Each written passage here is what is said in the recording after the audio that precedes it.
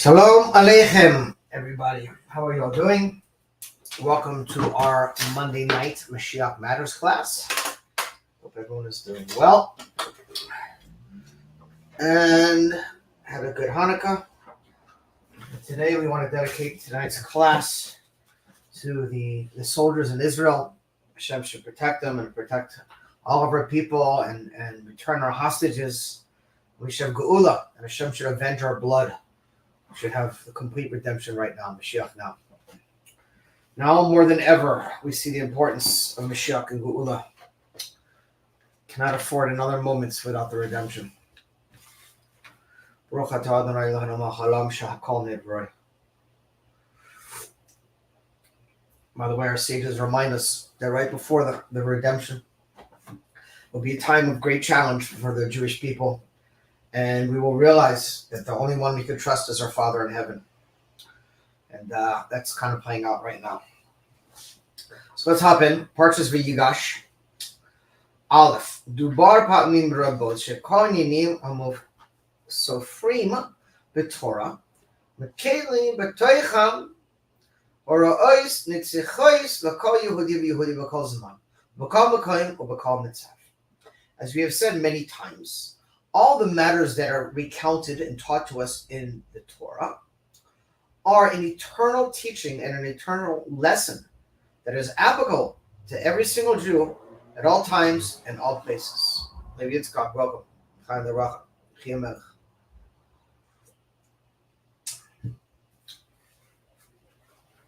Glad to see now that you're a member of the fold, that you went all the way right to the emes. Baruch Hashem. Yeah. Hora'os klalos gam hora'os chi'ulu. Mis'amnois l'metzavim ha'miuchedim ha'shainim ka'ois. Zman ha'mekoy mesiyam lo nimsa ha'yehudi. And all these teachings, in general, are true and specifically applicable in every single time and place that a Jew finds himself or herself. Meaning that the Torah is not a history book. That everything we're learning, we have a lesson that we need to apply to our own lives at the time we're learning. And that's why it's not a Rebbeim would always teach us, you must live with the times. What does it mean, live with the times? It means live with the Torah portion of the week. This is a constantly unfolding drama. It's not a one-time event. Everything that's happening now around us is literally unfolding through the Torah and through the Torah portion of the week. And similarly, we see as it's connected to this week's Parsha, V'yigash. Yigash alav Yehuda. And Yehuda approached Yosef. Obviously, he did not know it was his brother, but that's what happened.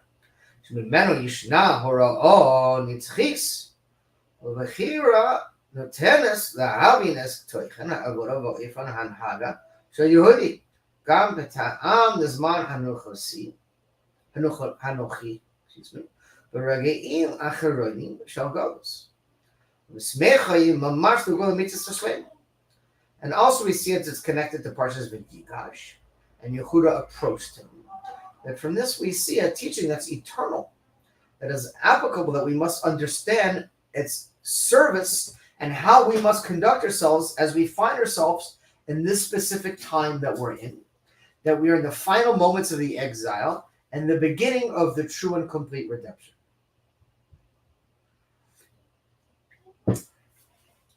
Base. Hashkafa Rishayna. First of all, Mudgash Hashaych Shal HaParsha. Imagula Prat HaHaftorah. Hashabbos. Bo Medubar Oidois HaYechud Shal Malchus Yehuda V'Malchus Yosef. The seed of all. So the Rebbe says, first of all, we need to take a look at this Haftorah, this week's Haftorah that we read on Shabbat, which is connected to Geula, where it says over there, in the times of the redemption, I will return and unify the kingdoms of the Jewish people, that the kingdom of Yehuda and the kingdom of Yosef will return to being one. Currently, there's a separation, if you will, and in the times of the Golos.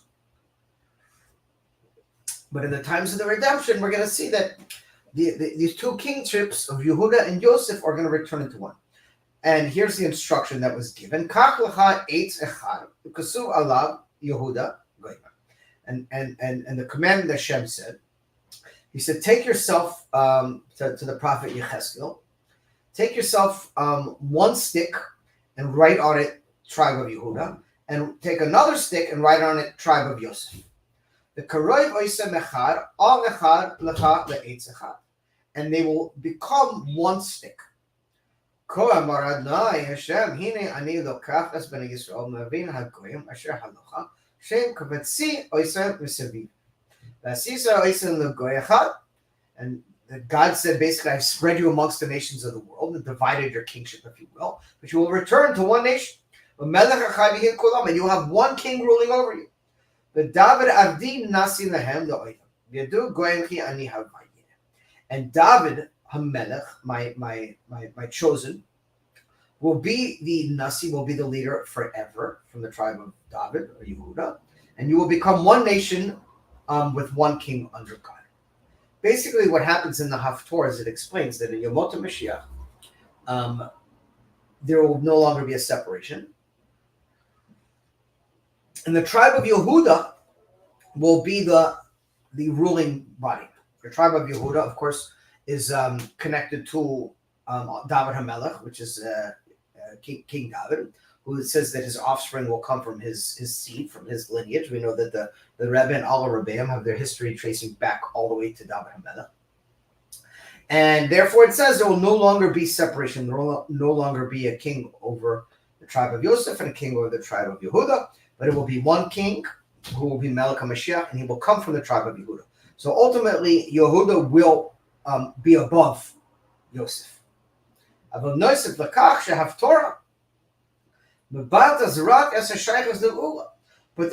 Haftorah is specifically referring to the times of the redemption. But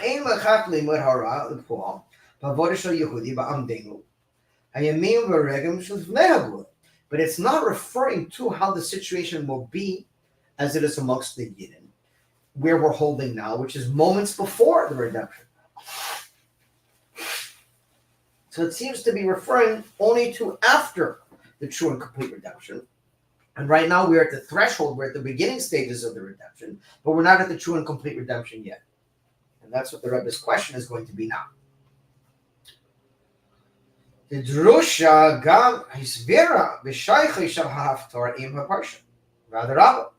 Yigash Lav Yehuda. The Rebbe is now pointing out that the Haftorah appears to be in conflict with the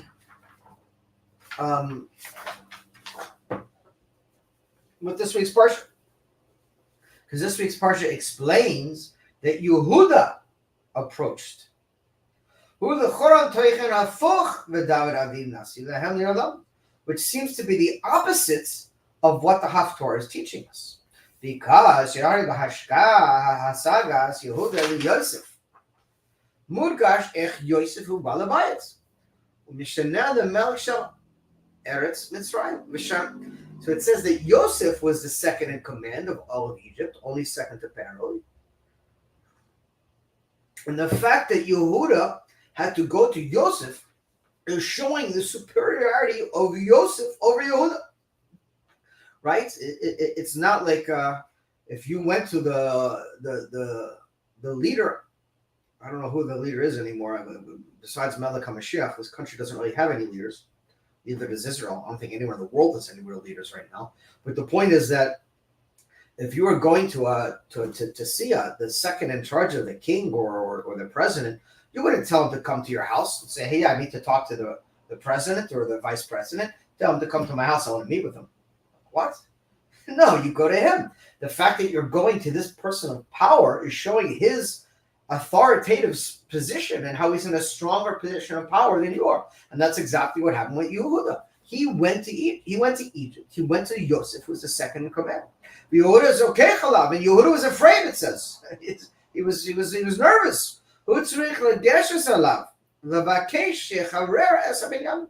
And he went to Yosef and basically said, We need you to free our brother, Benjamin. Obviously, he didn't know that Yosef was also his brother.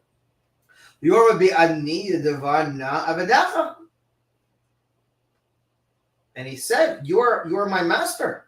And he pleaded before him. You're just like Pharaoh.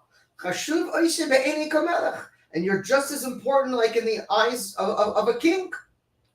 Shaparo, he's saying, I'll call Eretz Mitzrayim.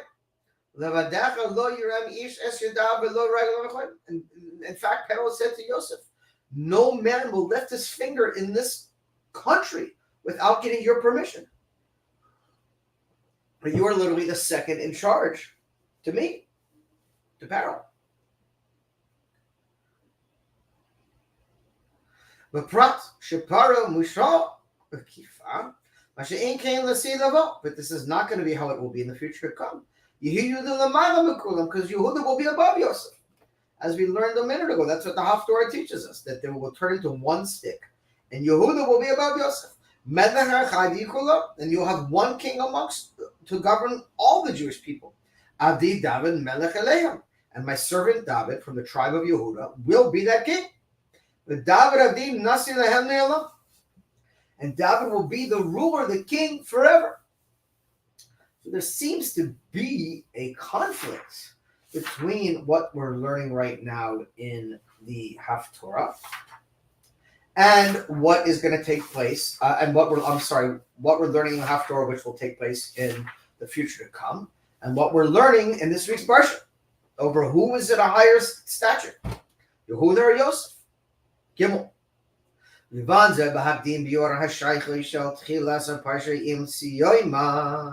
מדובר כמה פעמים שאבי הכלל נאות סויפן ותחילסן ותחילסן וסויפן. ישנה שייכות מיוחדת בין תחילס וסויף הפרשה. And to understand this, the Rebbe says, first we have to preface and understand the connection between the beginning of the parsha with the end of the parsha. As it's known, a common concept that we learn about, that the end is wedged in the beginning, and therefore there's a relevance specifically between the beginning and the end. So let's now pontificate on that point. This also requires an explanation. And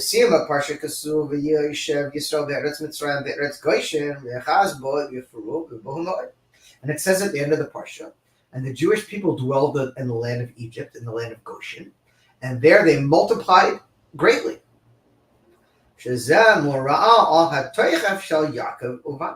And this is indicative of the power and strength of Yaakov and his children. Because that's who is dwelling there, Yaakov and his children.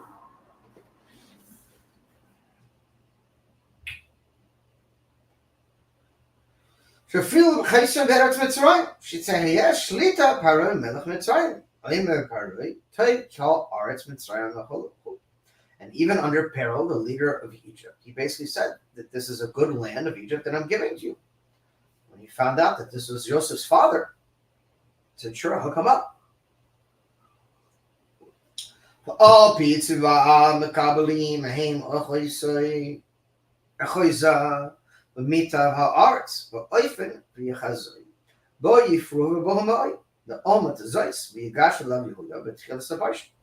This is in direct conflict to the beginning of the parsha, when it says that Yehuda approached Yosef. Yehuda va'achal hanav nitzav yerod shehem zakuchim l'tzitachan leYosef. How about Abayit shall call Eretz Mitzrayim? Because Yosef was the second in charge. He was literally the second in charge of all of Egypt. Sha'atorah Yosef al-Achav. Shetoda Yosef al-Achav. Again, this is the complete opposite at the end of the parsha. The beginning of the parsha is showing the position of power is clearly in the hands of Yosef, and that Yehuda had to go and approach Yosef and pretty much plead before him to release his brother Benjamin. And at the end of the parsha, we see that Yehuda and his children are chilling in Egypt in this beautiful place, and kind of like they've elevated to a much higher state. So how do we reconcile these two things as well? Those are the questions. Now, so now we're going to start delving into this and explaining And the Rebbe is going to bring out some very interesting midrashim to drive home this point, which is it's a very powerful point, but it's a little bit unclear sometimes how we need to go about doing this. But that's getting ahead of ourselves. Let's jump in. אף על פי שבהשקשפה הראשונה נראה, הסגס יהודה ליוסף, מזבטס אס התכף של יוסף. So now let's start with this idea that since Yehuda had to go to Yosef, and Yosef was in charge, this showed the power of Yosef. He was the man in power. He didn't go see people. People went and saw him. רואים שיהודה תתנהג כאן בתכף ורוב לב, Breitkeit, יוצאים מן הכלל. Oh. So now we're adding on a little bit of another dimension to this. Even though Yehuda had to go to Yosef and Yosef was the one in power, he went, it said, in a way of strength, of rechov lev, of a wide heart, and the Rebbe added in Yiddish, Breitkeit. And this is going from this general point. So now we're going to talk a little bit about what he means by this Breitkeit.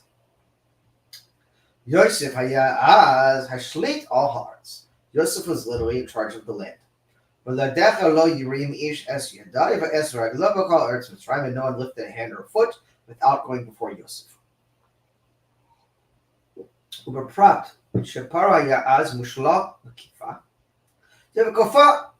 Yosef was second in charge. For this we could see this did not seem to affect Yehuda. Because he acted in a way of a wide heart, with Breitkeit.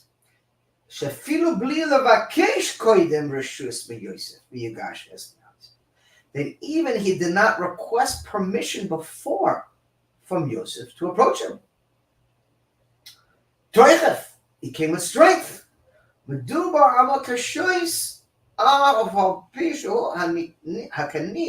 Es atzmo oizer liknes nafshois. Yedua ma ulai Yosef lasois lo begolo. Fatsasoy. Nimsa vigash lav Yehuda nizbata dafka es toichaf shel Yehuda. Okay. So he said he went in with full power. So let's just to understand this, let's kind of set the stage here. Imagine, just to give you guys a little bit of like a context for this. And I don't want to use this as an example, but I will because it's the easiest one. Let's make believe someone wanted to go and request something from the, I guess you could call him the president, President Biden. And they wanted to ask specifically from his second in command, who would be Vice President Kamala. Now imagine just walking into the White House, walking past all the guards, everyone's saying, "Excuse me," and you're just going with like you own the place, walking room after room, past every guard, past all the security, and walking right into the room of the second in charge of the commander in chief, the vice president, and walking up to her table and saying, "I want you to free my brother." Whoa. First of all, you probably wouldn't make it very far, because there'd be security up the wazoo. But that's what Yehuda did. He literally went right into the palace, walked past all the guards like he owned the place, didn't acknowledge any of them, and he went with such a strength, such a fortitude, that no one even messed with him, because he had an approach of being a balabayit, meaning that I'm in charge here. Like, he came with he was concerned. It says he was afraid. It was a big thing, but he went in with a power of literally, I don't know how to explain it other than that he owns the place, not taking a reckoning for anyone. And it shows specifically his strength, his power. Breitkeit in Yiddish means like a chutzpah, like a you're not taking a reckoning from anyone or anything. And that's how we walked into the castle, the kingdom, and approached Yosef. So just give you a little bit of an idea that Yehuda didn't come in like a kitten. He came in like a lion. Al pizah muvanos hashaychus ben v'yigash elav Yehuda the toichef shel bnei Yisrael be'eretz Mitzrayim b'siyam ha'parsha. And according to this, we can see the connection between the way Yehuda approached Yosef with power, with strength, and how the Jewish people wound up living in Egypt towards the end of the Parsha. And they lived in the land of Goshen in Egypt, and they multiplied greatly, and were everything was very good. And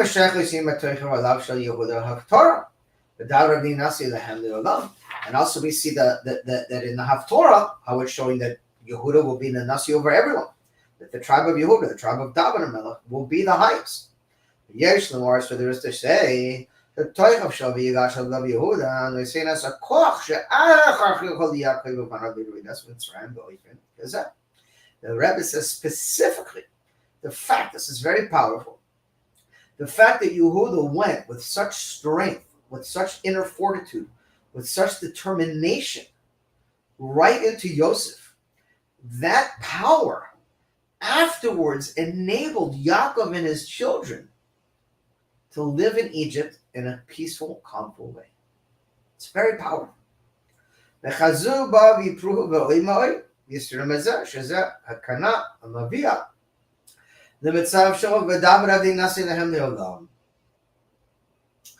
Amazing.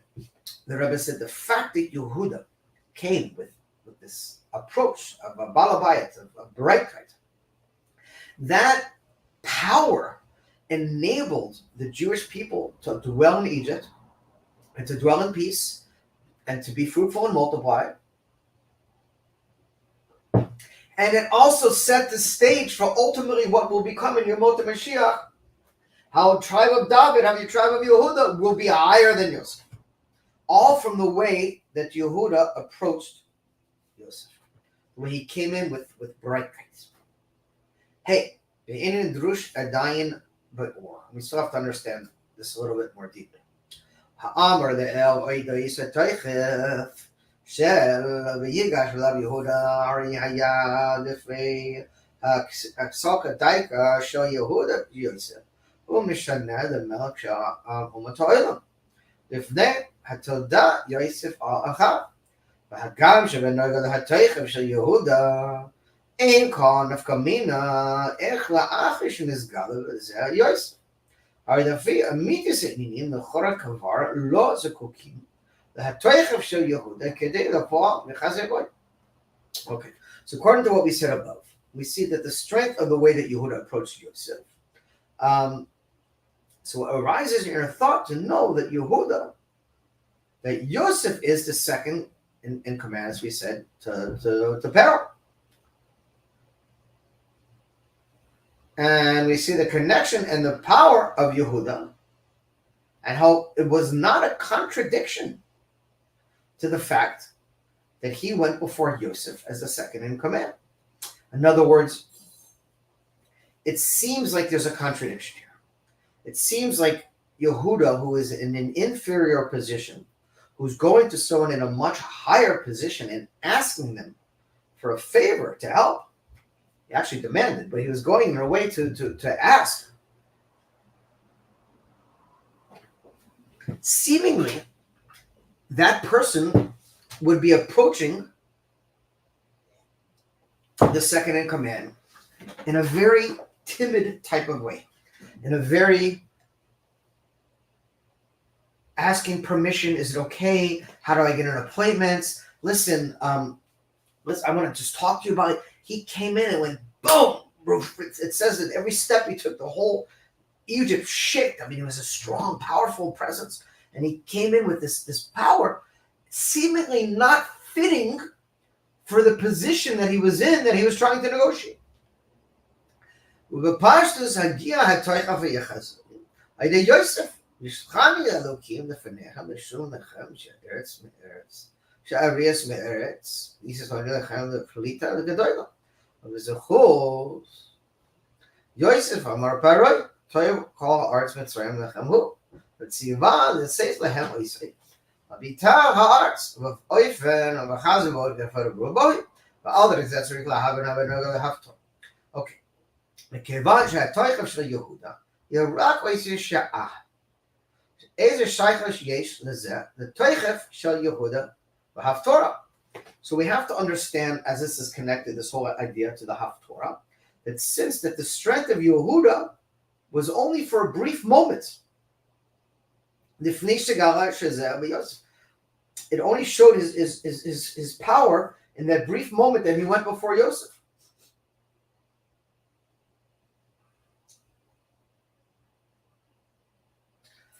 And so the question is, how is this connected to the power of Yehuda that we see in the Haftorah? That he's going to be the king, he's going to be in charge. On the contrary, okay, even though Yehuda came with this Breitkeit, with this strength, he was still, Yosef is still the one in charge of Egypt.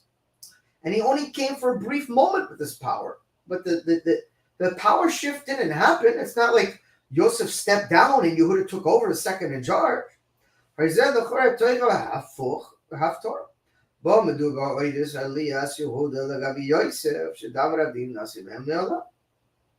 So how can it be from this brief moment in time that Yehuda came in a powerful way, that this had the ability to transform and turn everything over to the point that he's the one who's going to be the king over all the tribes in the future to come, as it says in the Haftorah? What's the kunz? What's the point here that draws this out? Segona Achar, explain it in a different way.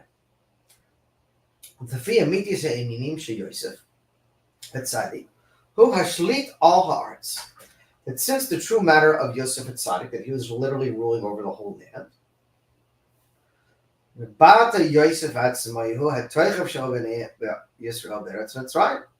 And we see ואז אין צריך להגר בשביל זה תכף ייגש על יהודה.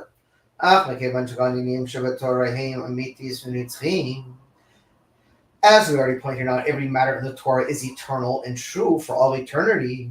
So we have to understand what it is, the strength of Yehuda, and why it was so powerful that it was able to transform so much. Not even that it was just for a brief moment. But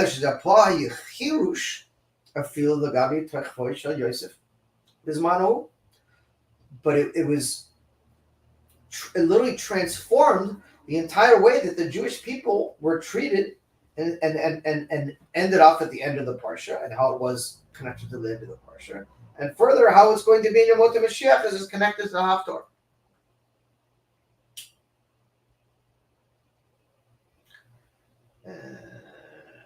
ודווקא בכוח זה יכול להיות איש וחזור. וזה נעשה גם הקנה, לדבר עלי נעשה להם לעולם. And in fact, it says that was specifically his Breitkeit, specifically the way he approached, is what enabled the Jewish people to dwell so calmly and in such a good way in Egypt towards the end of the Parsha. And it also prepared ultimately what would be the rulership of Moshiach and the tribe of Yehuda that we talk about in the Haftorah. So again, we need to understand what it was so powerful that Yehuda did, that enabled this whole entire change, this whole transfer of power. Move on. The Fanav al Yosef Lora, the Fanav Geshna. The Fanav is lo mekoyim lacharois ech yitishev bo lechora. The Kivanchi Yosef Hamihig as Mitzrayim. Who may say as Mitav ha'arts, the Yaakov Avav.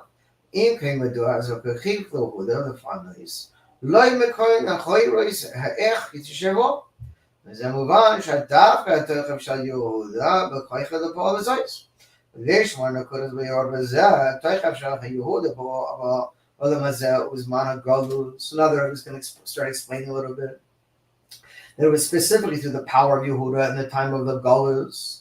Gufa Yachol Yihois B'Shnei Ofanim in two ways. One, HaToichaf Shelo Yehu Rak Kafi HaAfshari, Lefi HaKlaloim Shel Chuki HaTeva V'Nahagas HaIva. Al der example is Man HaGalus. Lefi Medina HaVagbala Shel Galus. Chuki u'Medina K'Yotzei. First of all, we see that the strength of Yehuda was only according to what was possible in the general laws of the nature and the customs of the world. And according to this, in the time of the exile, we see it's going according to the boundaries and limitations of the Galus, the laws of the country which we're in. In other words, we have to, even though he went with Breitkeit, he still went in what we would say is a natural way. He did kind of walk right through the middle of the whole operation. But the point of the matter is it was done in such a way that it was still respecting the boundaries and the laws of Egypt. He went and he asked for permission. He demanded it, but he asked for permission. Second, who I made the Gamri, the Mala Makayini Ha'oidam Umatoidam Lokutsur Hagos. By the Rabba, whom in Ha'imim Ha'toichef.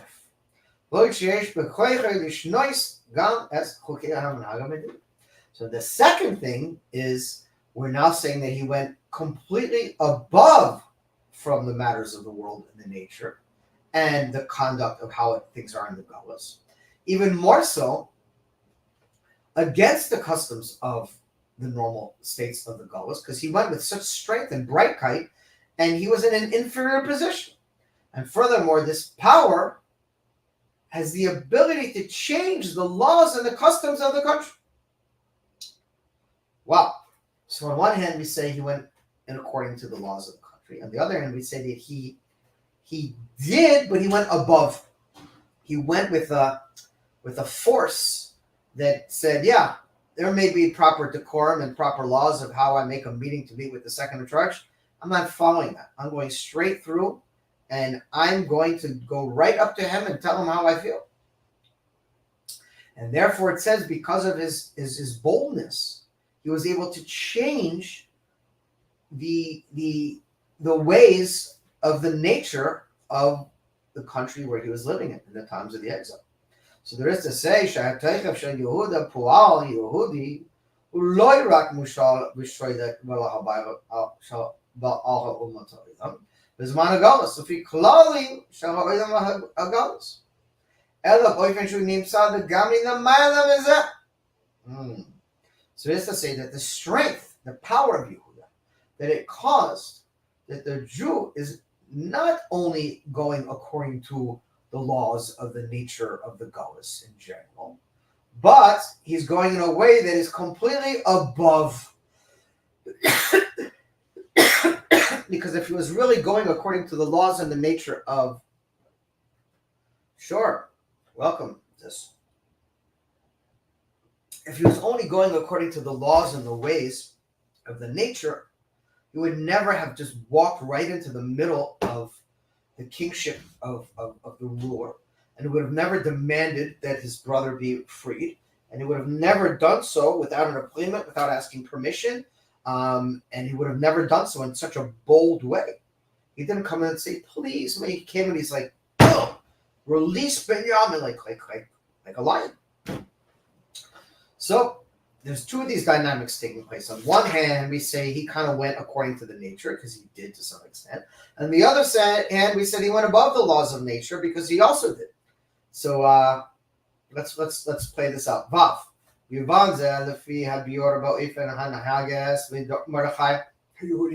me. To understand this, we have to understand the way that Mordechai, the Jew, conducted themselves in the times of King Achashverosh. You all know the story of Purim. So we're now going to go into some midrashim that are very interesting.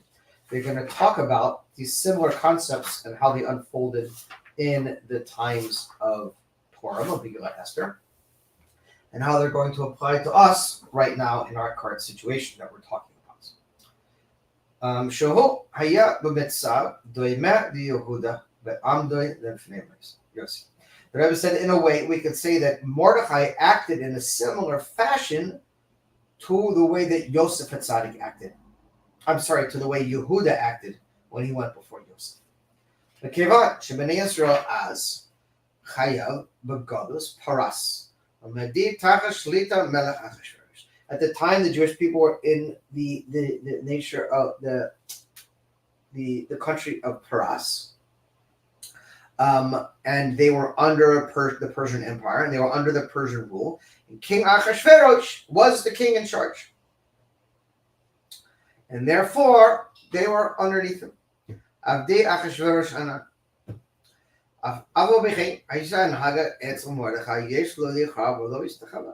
Nevertheless, what Mordechai said, no, I'm not going to bow and I'm not going to bend.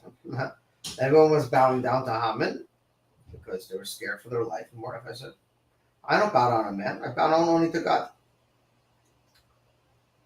Af shekal evdei hamelech kurim mistachavim halahaman ki kan siva lo hamelech. Haman was second in charge to the king, and he was to be respected and treated like the king. Even though he was second in charge of the king, Mordechai went with Breitkeit, stood right in front of him and said, not happening.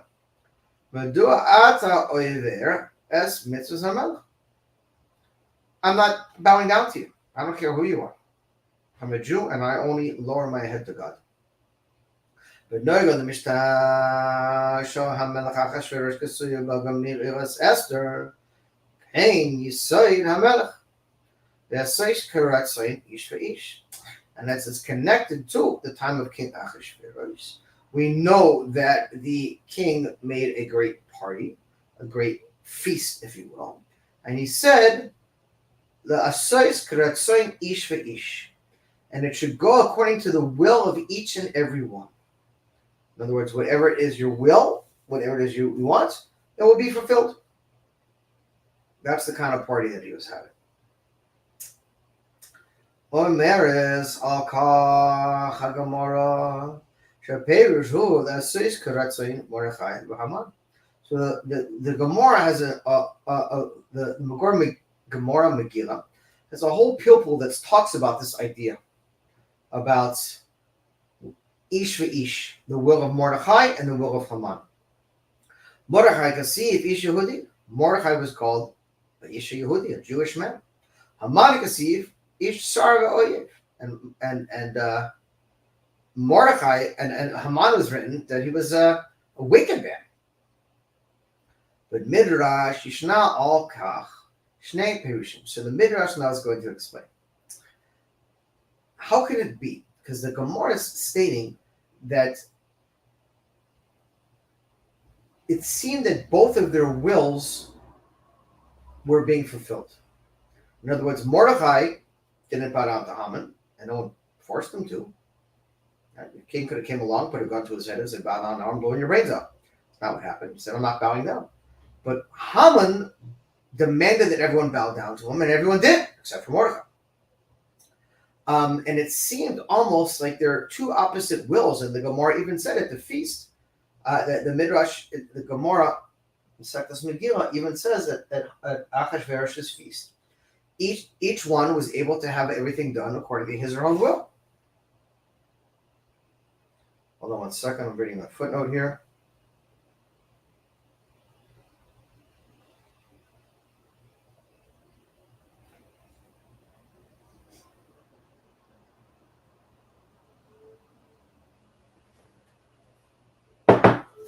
So let's see here right now. There's an explanation here in the Midrash. There's a few different Midrashim now that we're going to talk about to explain this concept of Karatzoin Ish V'ish. The will according to each one, according to Mordechai and according to Haman. Or in other words, according to the Jewish people and according to the law of the land. Aleph. Amar lo HaKadosh Baruch Hu. Hashem said to King Achashverosh, Ani yotze midei b'riosi, v'ata mabakesh la'asais karatzoin ish v'ish. That's Hashem is basically saying, I cannot create two opposite wills at the same time, and yet you, Achashverosh, are trying to do so. You're trying to create a situation where each one's will can be fulfilled. And Hashem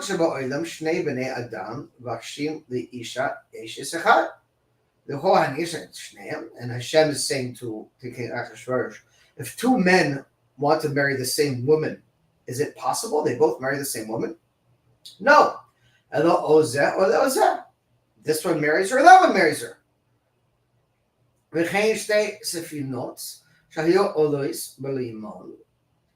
Achas מבקשת רוח הצפונית, ואחת מבקשת רוח הדרומית.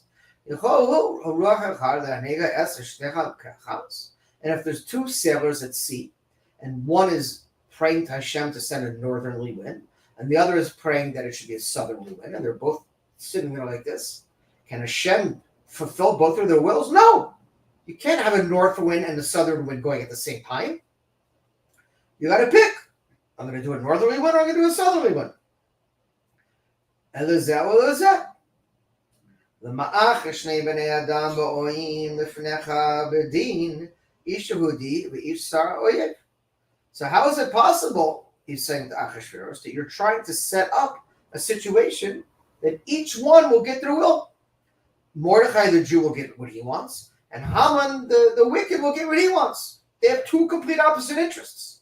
How could both of their interests coexist? It says, you have to pick.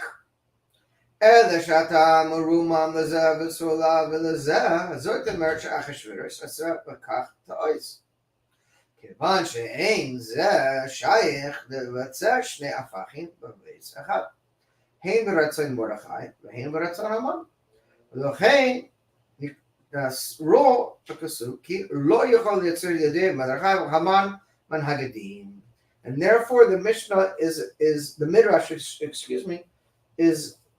is concluding that based on this Midrash, that Hashem brings a proof to King Achashverosh that it's not possible.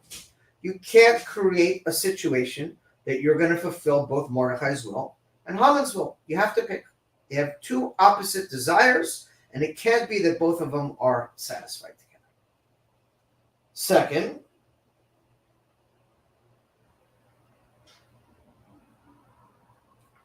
now we're going to have the Gemara's. There's going to be a little perush here. Rabbi Chayna b'shem Rabbi Binyamin ben Levi Amar. Rabbi Chuna said in the name of Rabbi Binyamin, the son of Levi, ben Levi, and said, "The fee sheba'olam hazeh b'zman sheruach etzafonis mishnavas ein ruach deremis mishnavas. Aber the silavo b'kibutz galus. Amar kodesh bo ani mavi ruach et ergastis la'olam shishtei ruchis mamshois." So now the Gemara is explaining as follows. In the times of the Galus, it's not possible to have two opposite winds. You can't have another northern wind and a southerly wind coexisting at the same time. But in the future to come, Hashem will be able, Hashem could do anything he wants, but the nature that God is going to transform in Yomot HaMashiach will allow two opposite realities to exist at the same time. Meaning, he will be able to create a northern wind and a southern wind simultaneously and fulfill the desire of both sailors at the same time, even though they're opposite desires. In the Silavot, in Yomot HaMashiach, in the days of Mashiach. Mihu zeh sha'oser ratzoi v'rav zeh HaKadosh Baruch Hu kazuvot. Ratzoi v'rav yasav v'chol. Zoytem v'rav shibor beis zeh la'omot zeh v'shna Hashem ratzoi shneim. Hayin ratzoi yirav yasav sha'oser yishma. Sha'av sha'alaz zeh minhagas l'zeh yishma Hashem l'shneim. V'she'en ken Achashverosh. But this is something that Hashem will be able to do, it says, in the future to come in Yomot HaMashiach. But this is not the case with Achashverosh. In the time, because we're still in the times of the Galus, and therefore he cannot fulfill two opposite wills simultaneously.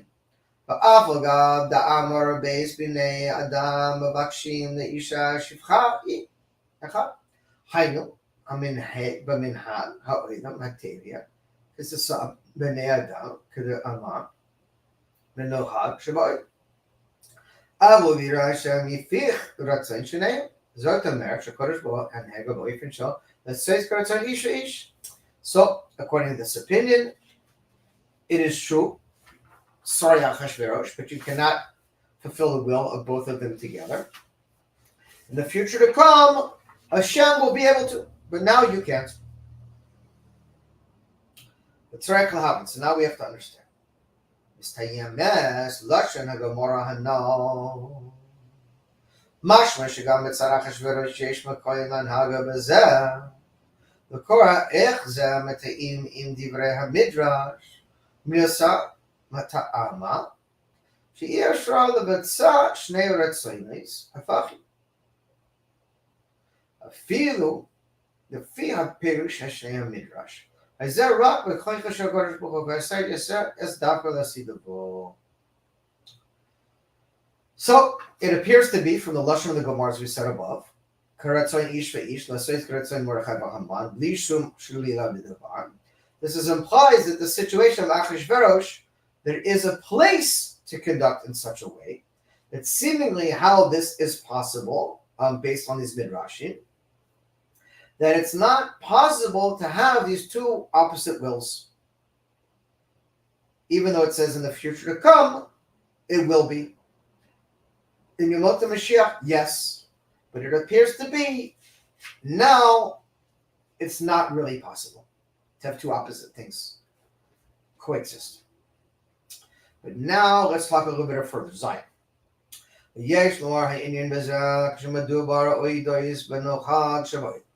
So now we have to explain things as they go according to the custom of the world and accustomed to the nature.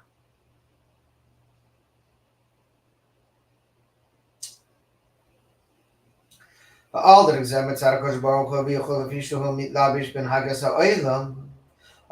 to the situation, as Hashem, so to speak, enclose himself according to the laws of nature. In other words, God's name Elohim, which means nature, is how he hides and conceals himself in the laws of nature. Right? The sun comes up and it sets. The moon goes out, goes back in. The stars, the birds, the plants, the animals, the water, everything seems to flow. It's nature. No, it's God. But God is concealing himself in the nature in such a way that it's he doesn't break the laws of nature, if you will. He allows them to exist, and for the most part follows through with them.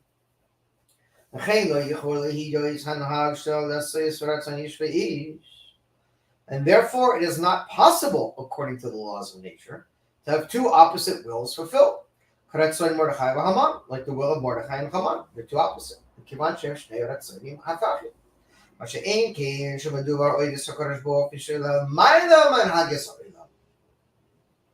Now, this is not the case of the way that God conducts things if he's doing some above the nature, above the natural order, if you will, and the laws of the nature that God has set up.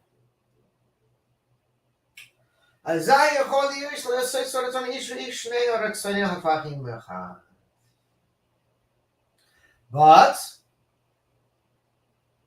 according to the way God conducts his business above the nature, everything's possible.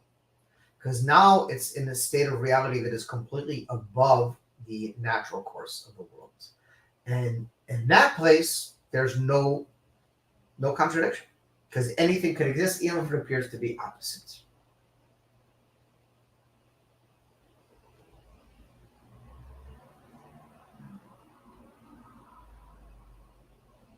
One second.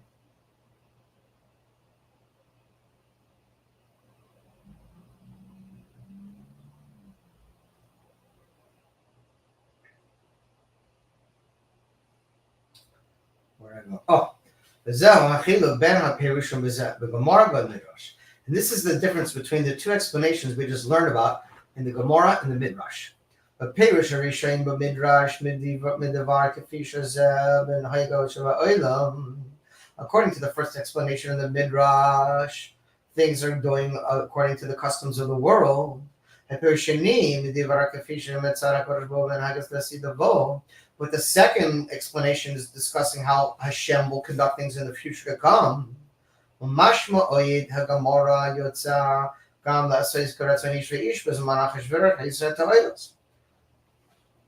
this implies in the Gemara that the will of each one, ish ve'ish, in the time of Achashverosh, which were two opposites, there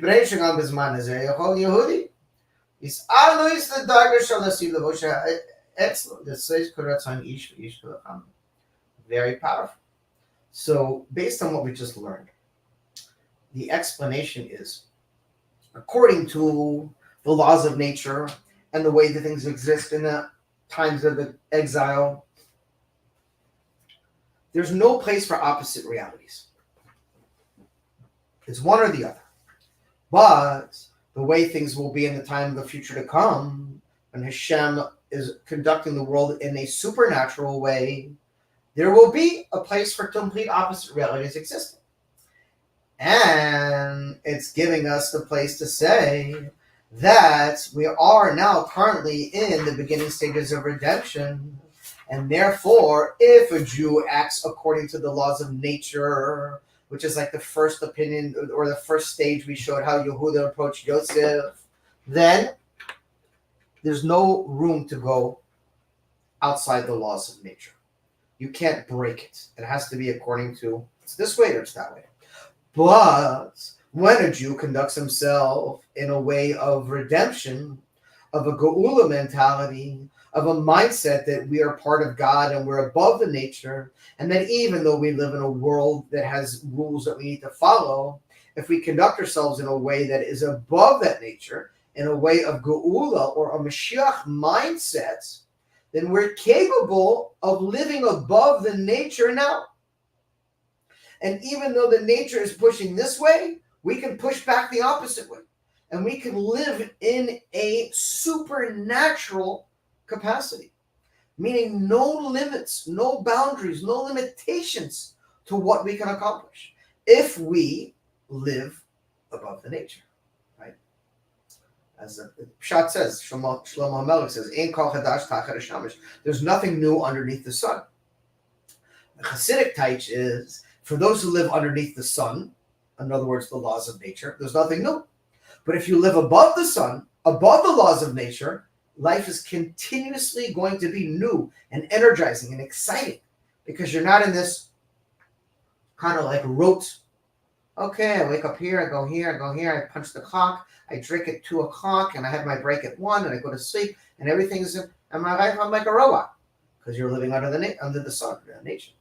So we have to go above. We have to live in a state of Mashiach mindset, Mashiach consciousness, and then we will see that this world, the laws of nature, that's why the so-called government of Israel is failing miserably right now. Miserably.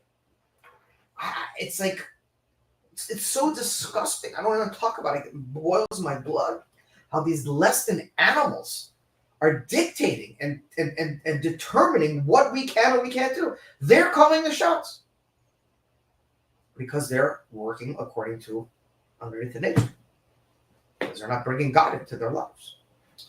Let's continue because it's a whole lot for bringing. That's not the time for it right now. Ches,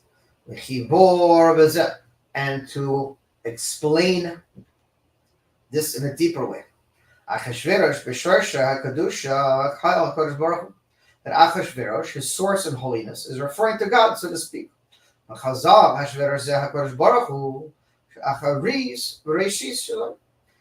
it's referring, when it tells about Achashverosh, to Hashem, that the beginning and the end are his.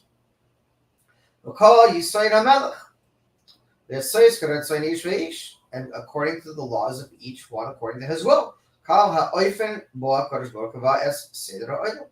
This is referring to the way that God conducts himself according to the natural ways of the world. Follow the laws of nature. Each one There can't be a contradiction. It's this one or it's that one. Bechira soy shel hadam ben haggis o karatzoin, Mordechai karatzoin Haman. We must pick.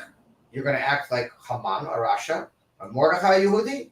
Which is your choice? How do you want to conduct yourself?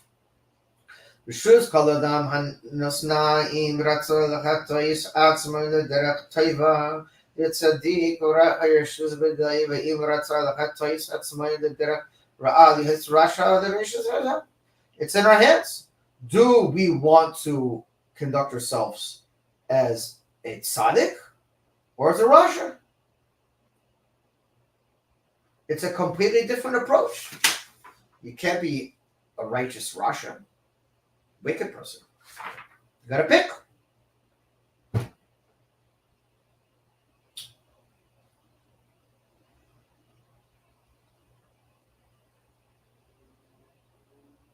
One second.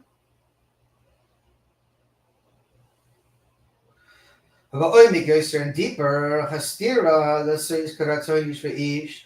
Ein rak b'galal sheb'mashma po'al ifshar v'seis kafi shnei ratzainos. El yisirim ezeh ratzain Mordechai v'Haman hem shtei gishois shinois v'gamri. The two complete opposite approaches. You're gonna conduct yourself as a yid, as a holy person supposed to, or you're gonna act like a goy. Ratzain Mordechai.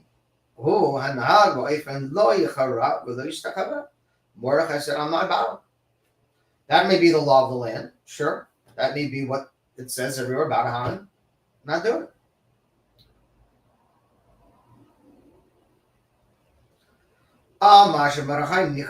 And because of this, Mordechai was called Yehudi. You know that Mordechai comes from the tribe of Benjamin, but he's referred to as Mordechai Yehudi, a Jew. Yehudi means to give praise to God. That's what a Jew does. We acknowledge openly and discuss openly how all of our blessings come from God and everything comes from above. This is Yehudi. Hashem shechafar ba'al zeh shekah ha'koifer ba'al zeh nikra Yehudi v'lochein nikra Yochal Yehudi v'Shem Yehudi. Ifnei sheyadois mizbata b'kavshu koifer ba'al zeh lo yichav l'yistachava. This is a Jew. A Jew does not bow. A Jew does not bend. We are all connected to this level of what it means Yehuda, Yehudi.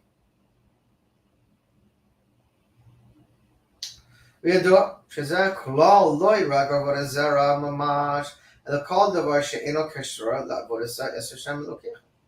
Like it's known, this is general, not only the fact that this is avodah zara, to bow down to Haman, rather, it's not connected to what it is about a Jew. It's the very opposite of what a Jew is. A Jew doesn't bow down to idols. We don't worship anything other than God Himself. And it says, we don't have idolatry in our days. We have idolatry more than you could imagine. Your phone is idolatry. Your bank is idolatry. Your time, your social media, anything that you're putting before God, anything that you cannot shut down, anything that you cannot walk away from, anything that you crave or long for and can't do without other than God, you're a servant to, and it is your master, and that's idolatry. You're serving yourself. That's idolatry too. I. What is it? That's I this, I that. That's idolatry. Meaning I'm more important than God. So idolatry is very strong and very prevalent. It just has different shapes and forms in our days. And it's the opposite of what a Jew is.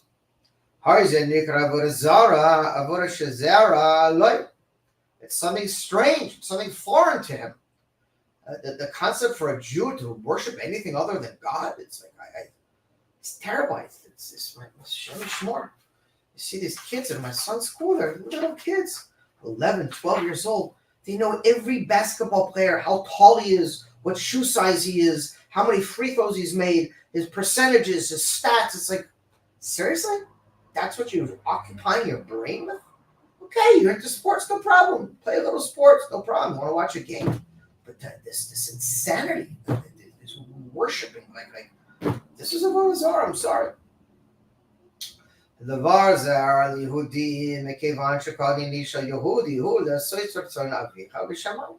Because the entire desire of every Jew is only to serve our Father in heaven. That's what we're supposed to do. And if we're not doing it, well, we're serving idols. As the rabbis teach us, I was only created to serve my master. It's not complicated. It's a very simple formula. It's not easy to carry out, and it takes time to adjust your mindset. But when you realize, people look at Chabad like it's some different sect of Judaism. It's nonsense.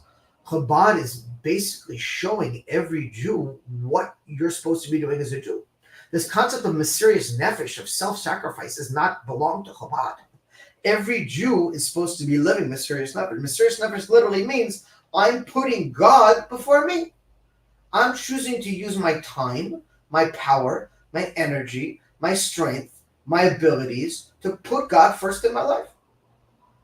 And when you change your mindset from, come on, God, help me with this business deal, or everything's self-focused, to instead, what can I give? What can I do to use my abilities to make this world a better place? What can I do to help others? What can I do to help God make this world a godly place? It changes your whole perspective. The way you do business, the way you deal with your family, with your friends, with your neighbors, with everyone around you. You're a living, breathing example of what a Jew is supposed to look like and how a Jew is supposed to act. And God will give blessings 1,000 times more than what you think you want or you're capable of. But we have to switch. We have to switch our mind. We have to switch our mind to understand that we were put here to serve Hashem. God's not here to serve us. We're here to serve Him.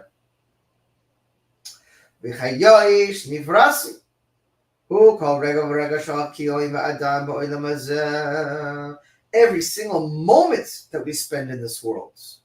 Every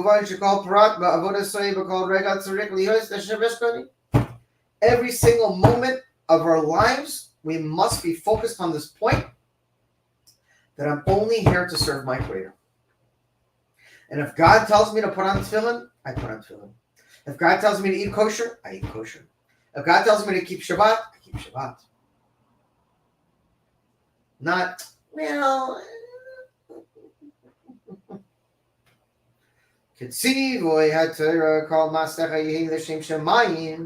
as it says, all your deeds shall be for the sake of heaven, and you should know God in all of your ways. Not just when you're learning Torah or when you're in the shul. All of the time. God should be put before you. Called Davka, ולא רק כל מעשיך, כל מעשים שלך, אלא גם שכל מעשה עצמי יהיה כל כולם לשם שמיים. Not only in all of what you're doing, but literally every single thing should be for the sake of heaven. Not just holy things, not just godly things. Shahari Mishnah Devar Noisa Bilvad Zeh Harizah Varisha Zera Loi Va'ad Shleimus V'zeh Shemasecha Haim Loi Rak L'Shem Shemayim Ella Masecha Derheim L'Guf The Eichel. And literally you should know Him in all of your ways. Shemayim Atzmai. Not just when you're learning Torah or davening.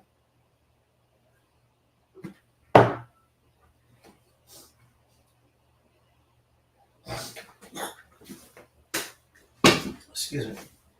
And from this we can see what really was the will of Mordechai.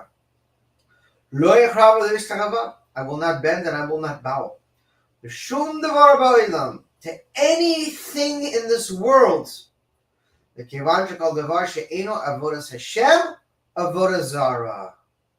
Because anything that is not the service of God is idol worship. It's avodah zarah. There's only two choices. Pay attention to what's going on in the world right now. You know what's going on in the world? God is removing the fence. There'll be no more middle people. No one will be able to sit and say, well, I don't really have an opinion, and well, there's both sides are right. I mean, everyone has their own point. No. It's going to be very clear, very soon, already now. You're either with God or you're against God. Rabbi Ginsburg, the Makubal in Eretz Israel, said, anyone who is opposing Israel or the Jewish people right now is a Moloch. Pashtus. You want to see the seed of a Moloch? Anyone who right now is supporting Hamas or supporting these murderers and rapists are animals and somehow equalizing people who are dying in a war versus an intentional murder and rape of innocent women and children. That's a Moloch. They're clearly against God, and they will be wiped off the face of this earth. Guaranteed. So people are going to have reality checks real quickly and figure out you're either with us or you're against us. There's no more middle. It's disappearing. And that's what Mordechai Yehudi stood for. He said there's no middle here. If you're not serving God, you're a avodah zarah. If your intentions are not for heaven, they're for yourself, idol worship. The Omadzois, Ratzain Haman, who avodah zarah. And the opposite of this is Haman. His whole entire existence was for himself. Because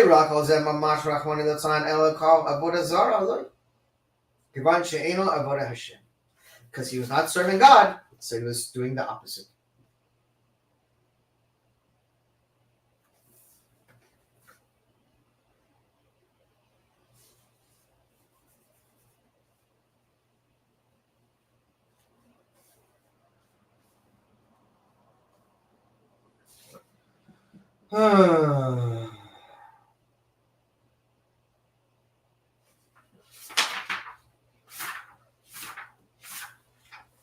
Time check. Okay.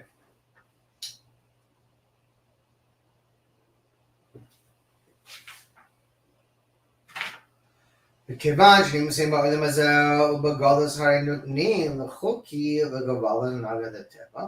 And since we find ourselves in this world in the Golas, and we have laws and boundaries according to the natural order that God has set up, ולכן צריך להשתחווה בזה, אף על פנים בנגד לדברי רשוס ואין ועדה.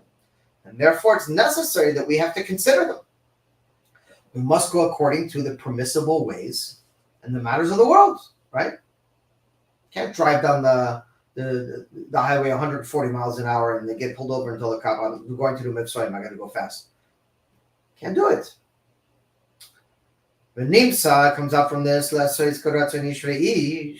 that according to this idea of Ish Ve'ish, the will of Mordechai and the will of Haman, he Mesira Mine Ribe. Kishahudi Nimsa Bo'elam Hazeh. Since a Jew finds himself in this world, in the time of the exile,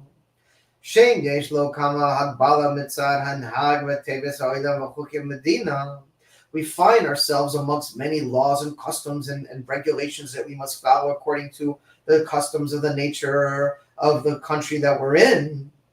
We must be obliged to them. Then Haga ba'ifim v'siyoy.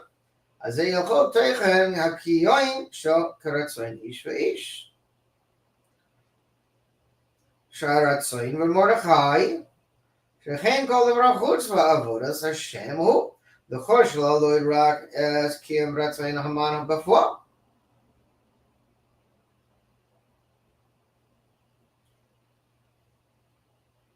So therefore we see it's not possible to follow both of these two opposite wills, ish for ish. To conduct yourself like Mordechai or like Haman, to fulfill God or fulfill yourself. Because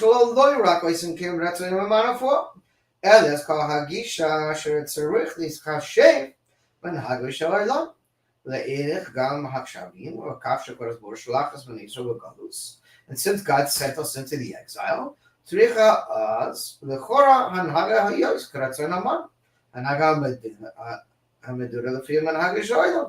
so it seems like we have to conduct ourselves according to the natural order of the world, right? Because God sent us into a world, and there is a world, and we have to take a reckoning for the world, and therefore we have to go according to the ways of the world, as they say. the ways of the world. Now he's going to add another level. I know there's a lot of poo-pooing in tonight's lesson, a lot of back and forth, but hey, it is what it is. There's a reason for it, which we're going to get into now. Nevertheless, zehu hachidush, but there's something unique to this.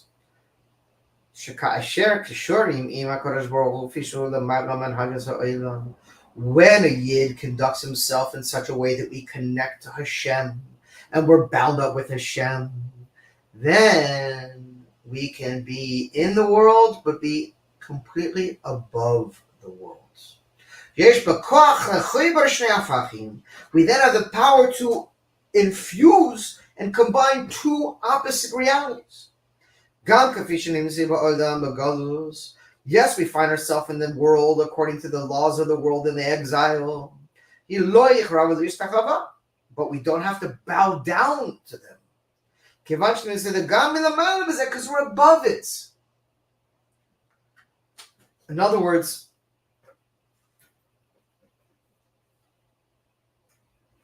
I don't want to get ahead of myself because it's attaching back to what happened to the Yehuda, which I'm sure the Rebbe is going to finish up with. It's the same idea. So on one hand, Yehuda acknowledged and said there's a world and there's the exile, and I must go according to the laws of the nature of Egypt, and therefore I need to ask permission for the second in charge, Yosef, to redeem my brother. But on the other hand, I'm connected to God. And because I'm connected to God, I can act with a wide heart, with Breitkeit. And even though there's laws, I can go with them, but above them. I'm going to go directly in front of Yosef. I'm not asking permission. I'm not coming and groveling before him. I'm coming and I'm demanding with the power of God, because I'm connected to God, completely above the ordinary course of action of the law, which would be, don't even think about asking such a thing. And if you do, you better get permission and you better ask the underlings and the lower levels. How can it be? Because he went with this connection to Hashem. And that's the idea. The idea is that even though we find ourselves in the countries we are, in the laws according to, we must conduct ourselves in such a way when we're connected to God that there are no limitations to what we can accomplish, especially in these final moments of the exile. Test. And according to this, we can understand the words of the Midrash.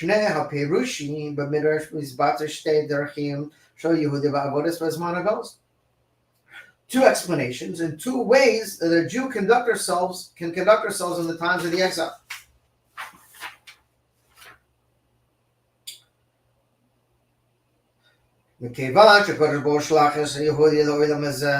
Since God sent us into this physical world, also we saw in the times of Achashverosh and the Gullus of Paras, the Torah says you must go according to the laws of the land.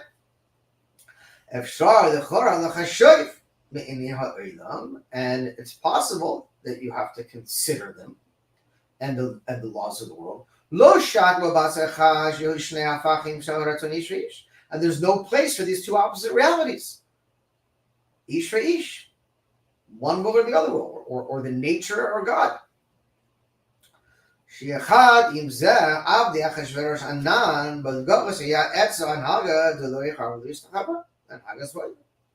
even though that Achashverosh created a gezerah, a decree, based on Haman's will, that everyone must bow down to him, Mordechai, who is connected to God, and every single Jew who has the potential to have that such connection, went in such a way of,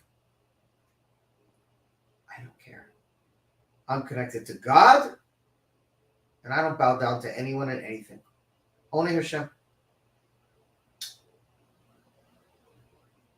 Im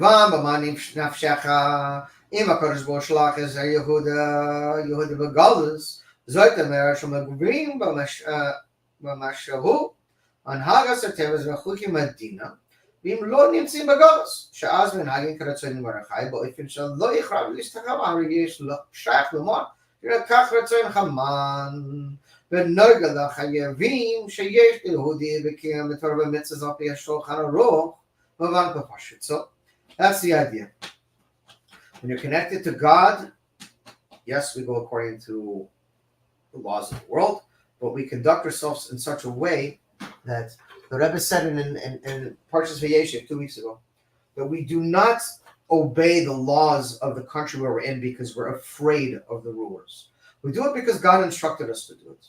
And God is instructing us. Yes, there's a law. Yes, there's a way of the world. And yes, go. But don't think for a second that you have to worship or believe that these laws have any power over you. Because when you're connected to God, you can be involved in the world, but be completely above the world and realize that nothing in the world has any control over you. No decision making, no judge, no anyone or anything. It's only Hashem who carries out for the well-being of us. And that's how we have to live.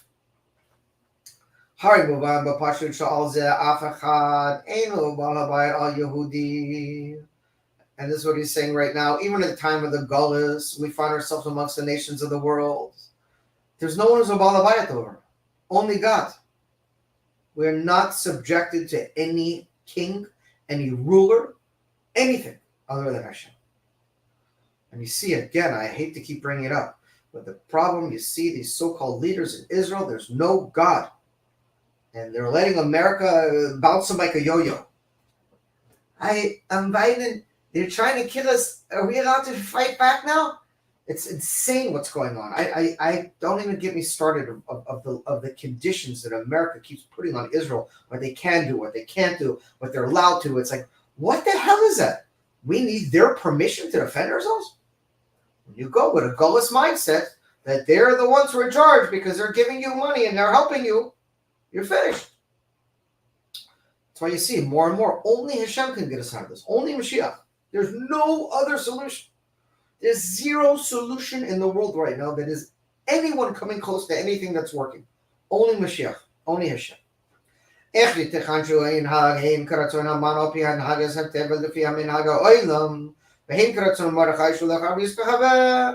though there's the laws of the country, so to speak, like Haman, we're connected to Mordechai. We're Jews. We do not bow and we don't beg. Amar Midrash Abama Devarim Omrim Shishna Sisra Ben Ratzon Ish Reish Kasher Medubar Ben Hoygav Shaba'olam Avo Mitzara Kodesh Baruch Yechol Etzaveh Shnei Davarim. If you go according to the customs of the world, yeah, you got to pick a choice. But if you go according to your connection to God, there's no contradiction. You could be in the world and above the world. Shehudi Yimtza Ba'olam Agos. And even though a Jew finds herself in this gullus, at the same time, we are completely above any matters of this world or the exile. There's God inside of us. You understand that? There's a godly soul sitting inside every yid. How could we be limited to anything? And therefore we don't bend and we don't bow. And if you go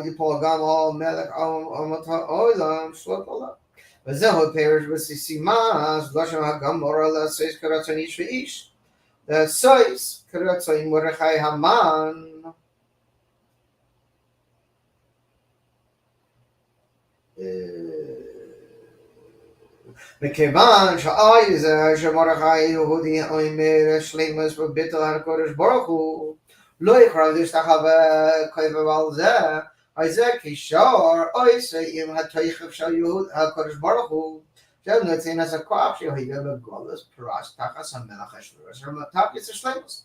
לא יכולה להשתחווה. And that's why Mordechai was able to conduct himself according to exactly his will, despite the law of the country being differently, because he was totally bound up and nullified to God. And therefore he was even able to nullify the decree of Haman. And Mordechai became second to the king. Haman got knocked out of the picture. Just so you understand, on an individual level, that this is all a battle for your body. Inside of us, we have a Mordechai, we have a Haman. We have a Jewish soul and we have an animals.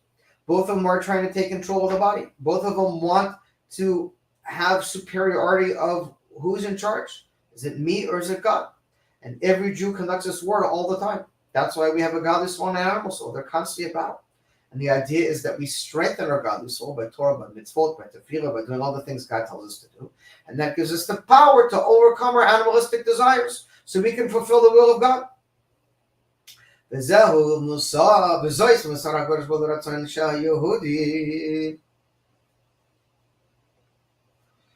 שאפילו במצע הגולוס יש לו אז הבירירה הנהגה כרצון איש ואיש. שהוא אומר בתכף רק כפי המוכרח תיקן תראה מצע זפו. אבל בכל העניינים האחרים מרגיש שיכול היה נסן הגללוס הטבע מנהגס של אוידו. עבודה זר לי. או שנהגה כרצון ורחי. Right now the Rebbe says it's all in your hands. It's all in your hands. It's up to you. You can conduct yourself like Haman, meaning I'm the boss. I do what I feel, I do what I want, when I want. Or we go according to Mordechai. God's the boss. How can I be God's partner in creation? Believe me, as time continues to tick on and we're getting closer to the redemption, it's going to become very clear that you do not want to be in charge, that you want to be on the good side with Hashem. And that's what's happening. And it's all according to our will, the Rebbe says. When you're connected to Hashem, just like Mordechai Yehudi was, just like Yehuda was, you are completely above the nature because you're connected to Hashem. Therefore, you don't bow down to any matters of Avodah Zarah. There's nothing in the world that could pull you away. There's nothing in the world that could tempt you to go against the will of God. And nothing exists other than your will. This is what Mesirus Nefesh is in our time. It's our will. It's our desire. What do you want? Which side do you want to be on? And we all want to be on the winning side. That we know. Yud. Al pi zeh yuvan. Gam ha'chidush shel Yehuda. L'gabe Yosef. And according to this, now we can understand the advantage that Yehuda had over Yosef. Afal pi Yosef hatzadi. Even though that Yosef hatzadi ruled over the whole land. Shezehu mara al kach Yehudi hu ba'alabayir al ha'oidam va'umat ha'oidam suviva haray. And nevertheless, we see. Wait, hold on. And this is indicative of the fact that a Jew was the balabayit of the entire world. He was in charge. Aleph. Excuse me. Ha'oimid l'chach al pi Paro melech Mitzrayim. He stood according to Paro in Egypt. And therefore, he could, even though Yosef Atzadik was the second in charge next to Paro, and he was ruled over the whole land of Egypt, he still had to conduct himself according to Paro's will. At the end of the day, Paro called the shots. Paro was the one who instructed Joseph what he could and what he couldn't do. So even though he was second in charge, he was still under the rulership of Paro and still was subjected to Paro's laws. Base. So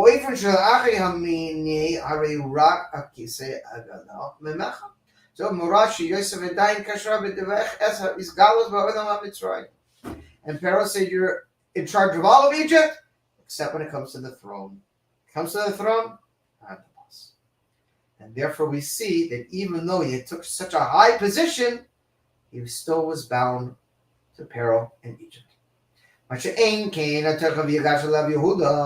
is not the case of the Breitkeit, of the strength of Yehuda.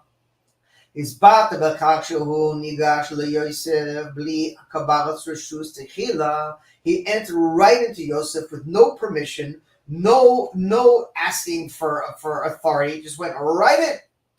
Va'al alav. He approached him.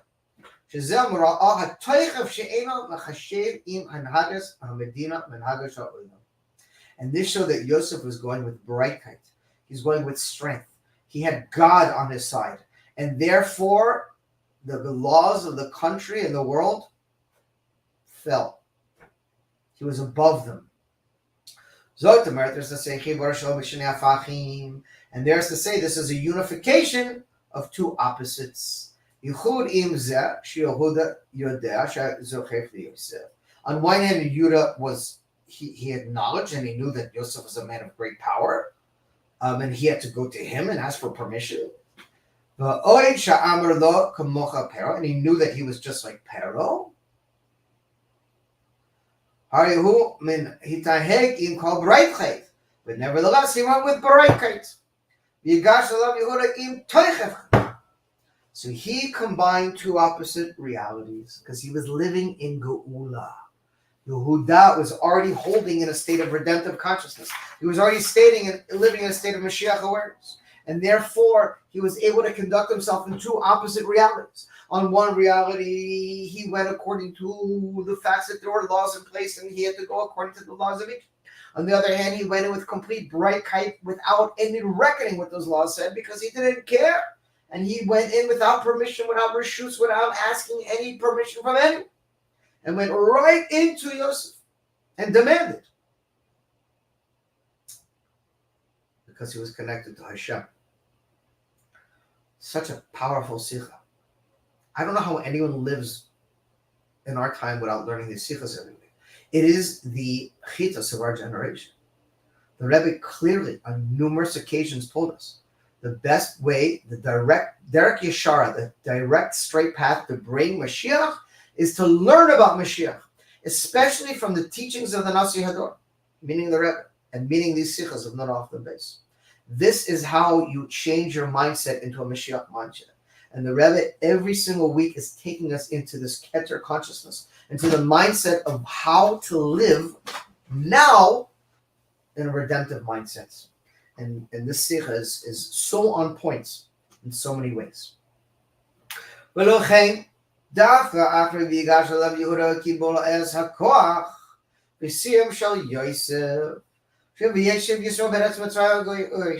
And specifically, it says, because Yehuda went with such power and such strength, it transformed everything.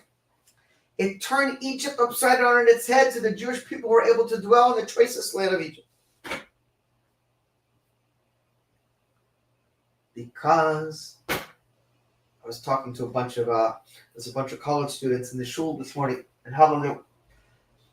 I was breaking with them for a while, and I was telling them, when you go as a proud Jew, when we're not ashamed of who we are, and on the contrary, when we go with strength, with God on our side, the nations of the world respect us.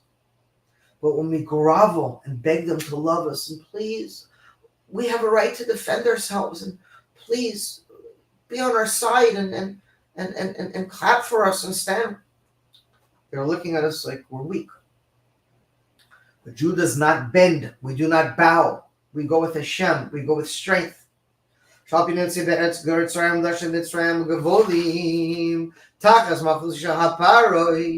though it was under the land of Egypt, nevertheless they dwelled in a very good way. In a comfortable way.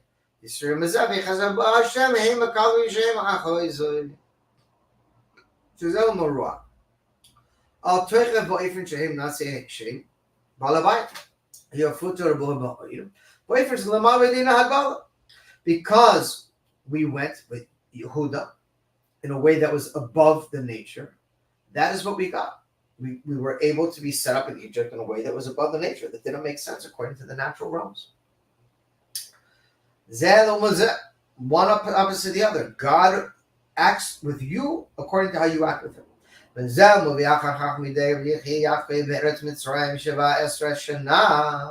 we see afterwards what says Yaakov lived in the land of Egypt for 27 years. And they were good years. True good years in spiritual and physical. All because of Yehuda. Because Yehuda went with Breitkeit. Yurav. V'zem toivam gam ha'shaycho shel v'yigash alav Yehuda. And now we see the connection to the Haftorah that King David and the tribe of Yehuda will be the king over both Yehuda and Yosef. That the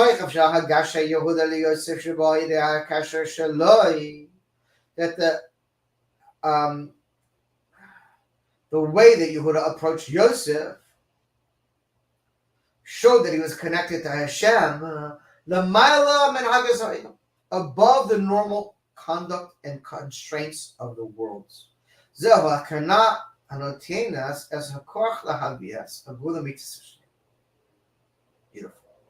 And this was the preparation and gives us the power to bring about the true and complete redemption. When a Jew acts with Breitkeit, when we act in such a way that we are not Yispalah, we're not affected by whatever the nations of the world say or think or try to impose upon us, when we go with God, this gives us the power to transform the world into Gula, to show that God is in charge of the world.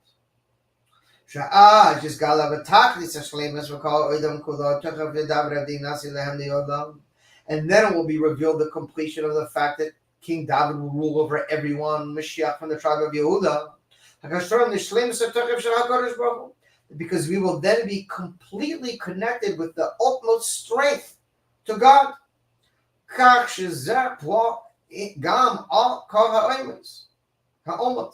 And this will see that all the nations of the world will follow after us. And the whole world will know that I am God. The Saktin HaRambam Shemelech HaMashiach, as the Rambam says, the King Mashiach, will fight the wars of God. And he will be victorious.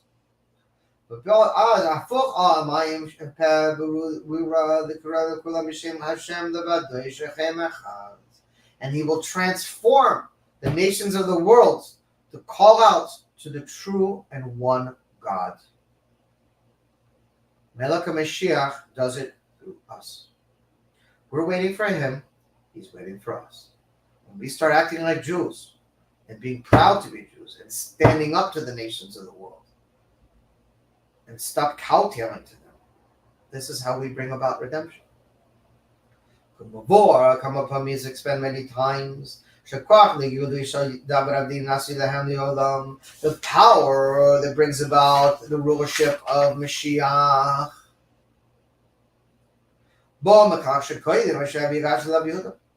came from this beginning process of the way Yehuda approached Yosef. Yehuda Mekabel Hashpa Yosef. And this shows the true advantage of Yehuda. Because Yosef was still bound by the laws of Egypt, not Yehuda. He went in with big cojones.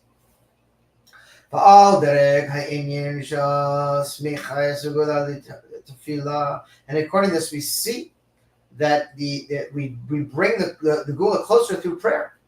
Because tefillah, prayer is connected to Malchus or Yehuda. Nimshach in Gula. This is the Rebbe is saying, this is the advantage that we have now of prayer. Prayer is connected to Malchus or Yehuda, that through our prayer. Right now, there's times, I think every single Jew in the world is so frustrated right now from so many things. What happened to us, the reaction of the world, of the government in Israel, what they're doing, what they're not doing, what America's doing, what they're not doing. You want to scream. So what do? We add in light. More Torah, more mitzvahs. But the big stick that we wield is prayer. Because when we cry out to Hashem, when we tell Hashem, I want to act with Breitkeit. I want to be proud to be a Jew. I want to not be embarrassed. But I can't. It's hard for me. Help me, Hashem. Bring redemption. Redeem our captives. When we scream out to Hashem and beg for his help and assistance, he listens. But if we sit quiet and say, what can I do? What does that do? We always have prayer. No matter what situation you're in, you could always daven. Argulet Chasar Shomahos Atzmayin Yashama Alecha Geula. Obviously, Yesh La Chaise Bezav Yigash La Yehuda Midgash Noisef Lebet Rababa Shoyos Kabi Ikar Tukasho Yehuda. Umaza HaChav Alav Yizar Rakade Legos as I told you, it's never clear. I don't know how to see it. Okay, your base. Yeah, how are we doing on time? Okay, we will be right in time for an on-time landing. And according to this, we can learn out this concept of Yehuda approached Yosef. As we find ourselves in the generation and the period, literally moments before the true and complete redemption. And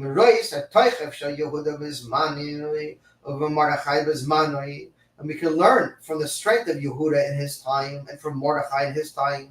There's still tzaddikim and all the tzaddikim through all the generations. Because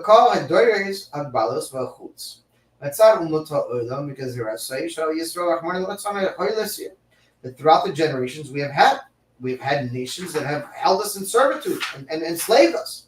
Hashem shall protect us. And it was not capable to act in a way of Breitkeit. We were slaves. Masha'in came to but that's not the case. And we find ourselves now in these times right before the redemption.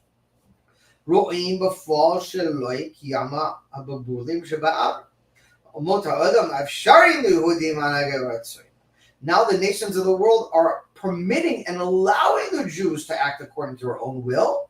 And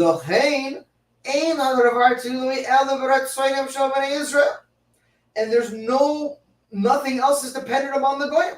No one is stopping us. The only thing is depending on our own will. Am I going to be a Jew or am I going to be a Goy? How am I going to live my life? That's the only determination we have to make. No one is imprisoning us. No one is telling the Jews to be just the first time in history, since times maybe Shlomo HaMelech, where we're able to do whatever we want. And we're in a case of abundance.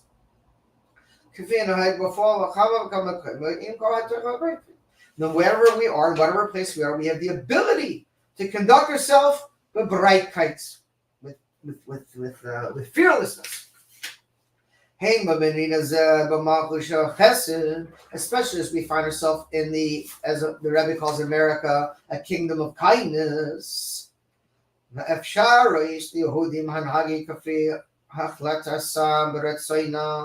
it's made it possible for the Jewish people to conduct ourselves according to the will of God and our Torah. And this is the case in many countries around the world now.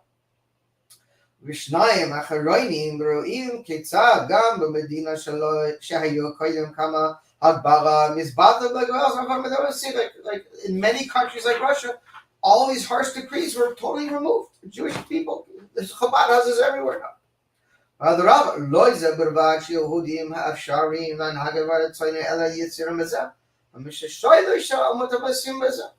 Not only are the nations of the world allowing us to conduct ourselves in such a way, they're here to help us and encourage us to conduct ourselves in such a way.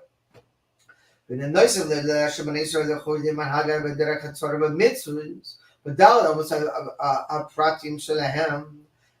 to this, we see how a Jew is able to conduct ourselves in the way of Torah and mitzvot. In actuality, wherever we may find ourselves. Not only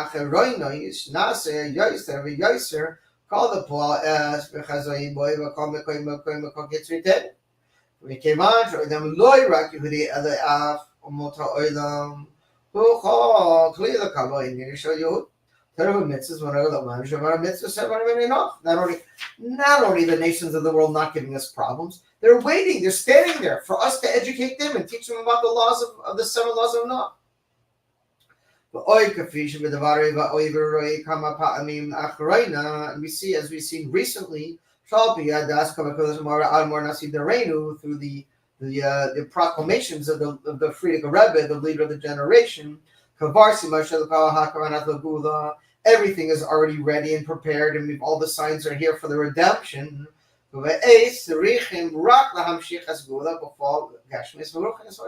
The only thing that is necessary is to draw down and reveal the true and complete Geula in the physical world. And we will see it with our physical eyes. And today the Rebbe says all we need to do is open our eyes. And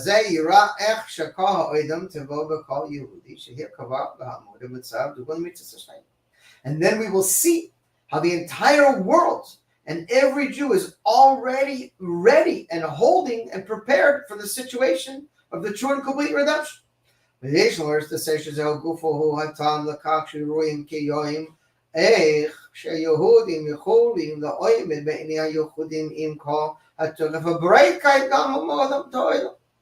is to say that we see that today how every single Jew is able to stand and with all matters of Jewishness, of connected to Hashem, with complete Breitkeit, with no concerns or worries for the nations of the world. The only thing that's dependent upon is our own will. And since we find ourselves immediately right before the redemption,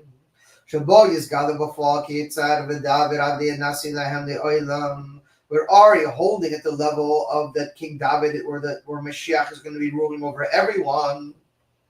And that the nations of the world will know that I am God. Literally,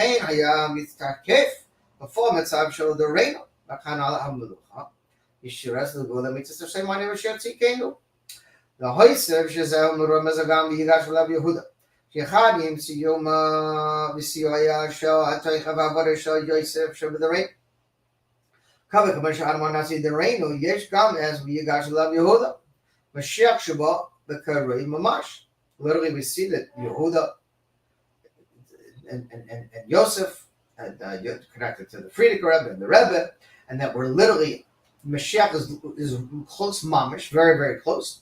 And we'll see that Mashiach will be ruling over everyone, all the tribes. He's part of the Gamin Hanrein, Melchach, Ivan, Gamalim, the Reino Alpi, all Zeshan, Hagabai, Finch, Bigasha, Yehuda. Shimorim in Yehuda, as a turn of her Breitkeit, excuse me, about a bite, Rabbi Yosef Yehud, Bishvir Yisrael Nivra. Arizah Gufo Mavi as David Abdi Nasi Lahem Olam. Okay, Yud Gimel. Winding down. The Indian Bigasha Love Yehuda, and this matter of Yehuda approach with the Reino Zet in our generation, with Gash Gam Hayoim Hey Tavis is emphasized now we see in the day of Hey Tavis, which just passed on Sunday. We saw that a Goyish judge ruled according to the laws of the Hasidim over what the laws of a will states in the United States of America. It was a clear example of this idea.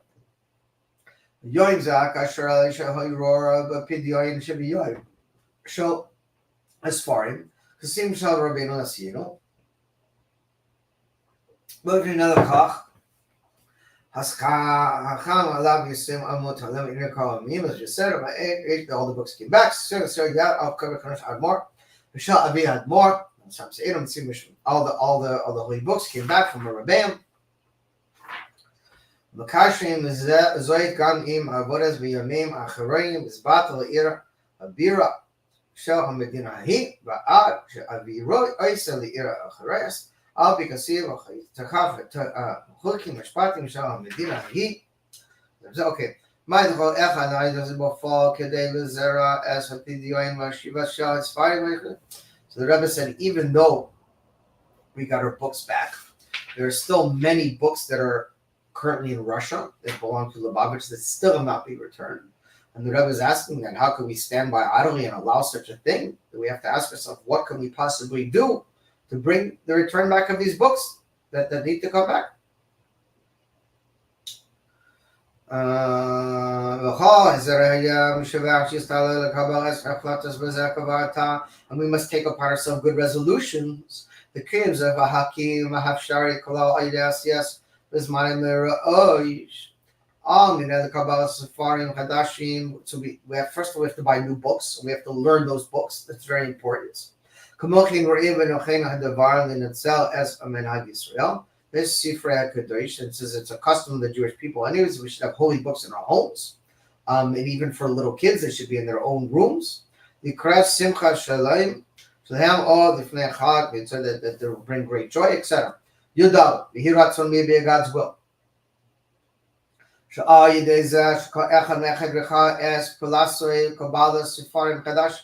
That we should each take upon ourselves to, in actuality, to receive and purchase new books. And we should all take upon ourselves this concept of Yehuda approached. Just as he approached Yosef to rescue his brother Binyamin. All the holy books of our rabbis and our leaders need to be returned. These are captives. To Beit Rabbeinu Shalom Babel, to 770, which is Gematria Paratza. That all the books of our rabbis need to return and spread back to where they came from. Still, to this day, Russia has countless foreign of Lubavitch. We take Mamish, and immediately, that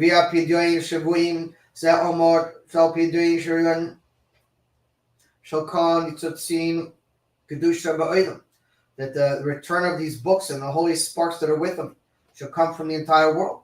And all the Jewish people will travel.